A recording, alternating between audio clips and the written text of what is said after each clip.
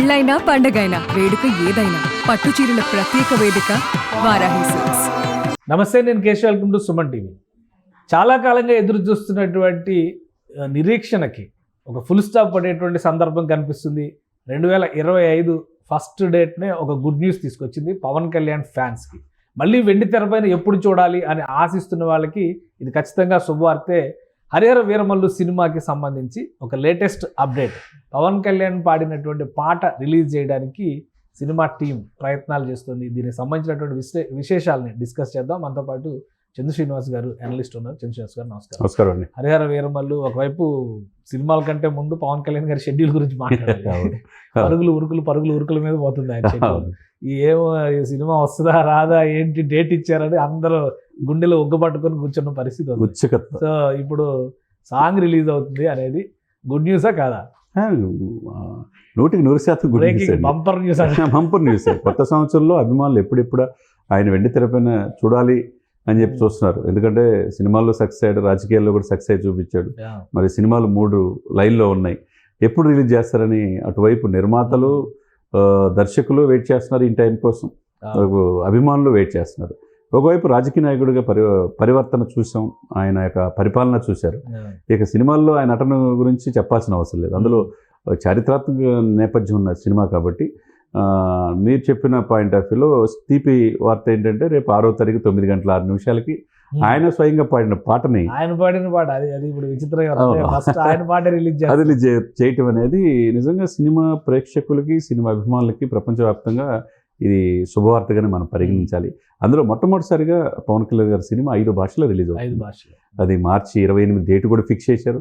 ఇంకెక్కడ కూడా ఇప్పుడు సాంగ్ రిలీజ్ అని చెప్పని పోస్టర్స్ రిలీజ్ చేస్తే దానికంటే ముందు డేట్ ఎప్పుడు ఇచ్చారని చూసుకోవడం రౌండ్ డేట్ మారలేదని చెప్పి సోషల్ మీడియాలో ట్రోలింగ్. ఇప్పుడు డేట్ మారలేదు పక్కా రాసి పెట్టుకొని పెడుతున్నారు కామెంట్.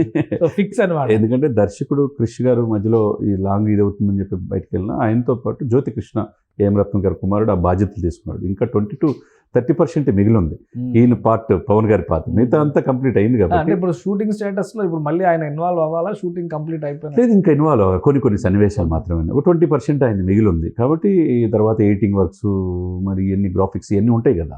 ఇవన్నీ అయిన తర్వాత ఇప్పుడు జనవరి వచ్చేసింది, ఫిబ్రవరి, మార్చే మధ్యలో ఒక నెల అంతే. మార్చి జనవరి అంతా హాలిడేస్ ఉంటాయి, సంక్రాంతి చుట్టూ పరిగెత్తనే ఉంటుంది అంతే కదా. కాబట్టి మార్చిలో పోటీ ఉండదు దీనికి. కాబట్టి సెలవులు, వేసవ సెలవులు కూడా ఉంటాయి.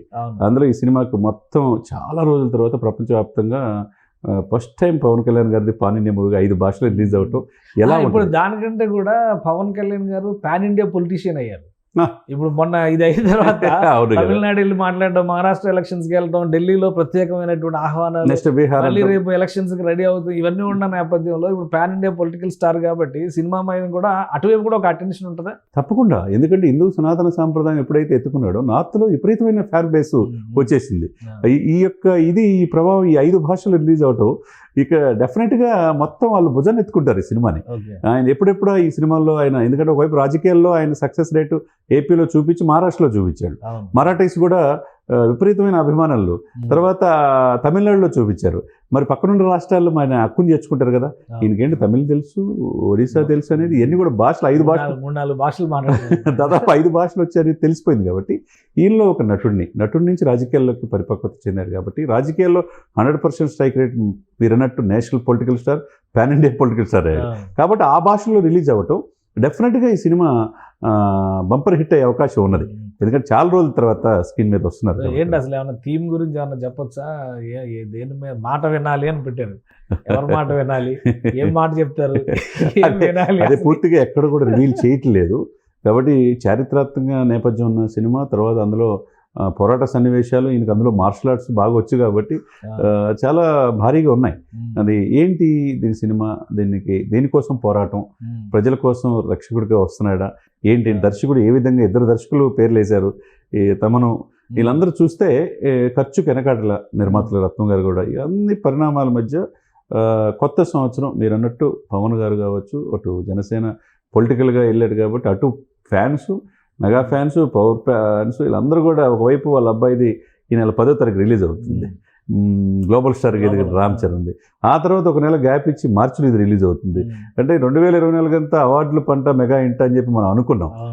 ఒకవైపు గ్లోబల్ స్టార్ ఎదిగి ఆస్కార్కి ఎదిగిన రామ్ చరణ్, వరల్డ్ రికార్డులు, చిరంజీవి గారు 2-3 అవార్డులు, పద్మవిభూషణ్ అయ్యాడు.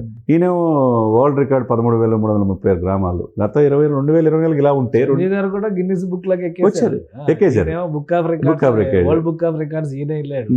మొత్తం ఇవన్నీ 2024 అనుకుంటే ఇప్పుడు 25 కూడా స్టార్టింగ్ లోనే మొదటి 3 మాసాలు మెగా ఫ్యామిలీ ఉన్నాయి. జనవరిలో గేమ్ చేంజర్ ఎట్లా గేమ్ చేంజ్ అయిపోతున్నాడు అనేది చూస్తూ ఉన్నారు. భారీ బడ్జెట్ మూవీ.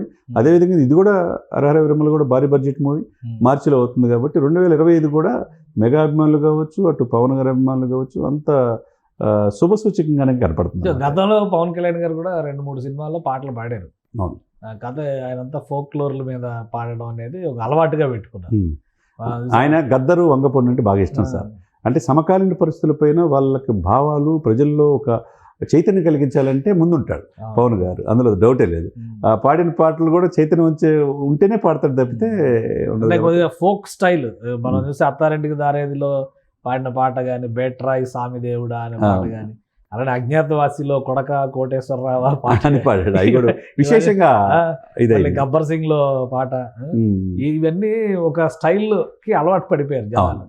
ఇక్కడ ఏం చూపిస్తారు? ఇక్కడ ఏమన్నా కొద్దిగా నేషనల్ పాన్ ఇండియా మూవీ కదా, ఏమన్నా డిఫరెంట్ మనకు కూడా పూర్తిగా తెలియట్లా ఏ విధంగా ఈ మూడిటికి మీరు అన్నట్టు ఈ 3 సినిమాలకు డిఫరెంట్ గా ఉండబోతుందా? ఎందుకంటే దాంట్లో ఆయన అవసరం మెసేజ్ ఓరియంటెడ్ కావచ్చేమో అనిపిస్తుంది. అవును, చైతన్యం తీసుకొచ్చేదే ఉంటది తప్పకుండా. కాబట్టి ఆయన ఒప్పుకున్నాడంటే పాట పాడడానికి, ఆయన మెసేజ్ నచ్చకపోతే ఒప్పుకోడు ఆయన.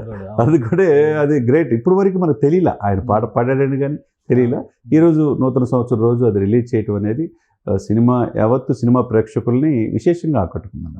థ్యాంక్ యూ చంద్ర శ్రీనివాస్ గారు. ఇంకొక 5 రోజులు ఈ ఉత్కంఠ కొనసాగుతుంది. హరిహర వీరమలలో పవన్ కళ్యాణ్ గారు ఒక పాట పాడారు. ఏపీ డిప్యూటీ సీఎంగా పరిపాలన మాత్రమే కాదు, సినిమాల పరంగా పాటలు పాడి పరవశింపజేసేటువంటి ప్రయత్నాలు ఆయన చేస్తున్నారు. దానిలో క్లారిటీ ఇచ్చారు. మాట వినాలి అనేటువంటి పాట 6వ తేదీన ఉదయం 9:06 సినిమా టీం రిలీజ్ చేయబోతుంది. ఇక release date, cinema release date విషయంలో కూడా పక్కాగా మార్చి 28ని ఫిక్స్ చేసి పెట్టుకోవచ్చని ఫ్యాన్స్ ఫుల్ సందడిలో ఉన్నారు. సో ఈ పాట ఏ విధంగా ఉంటుందో వేచి చూడాలి మనం. ఇది special discussion. Keep watching. Suman టీవీలో మీ పర్సనల్ అండ్ బిజినెస్ ప్రమోషన్స్ కోసం కింది నెంబర్కి కాంటాక్ట్ చేయండి.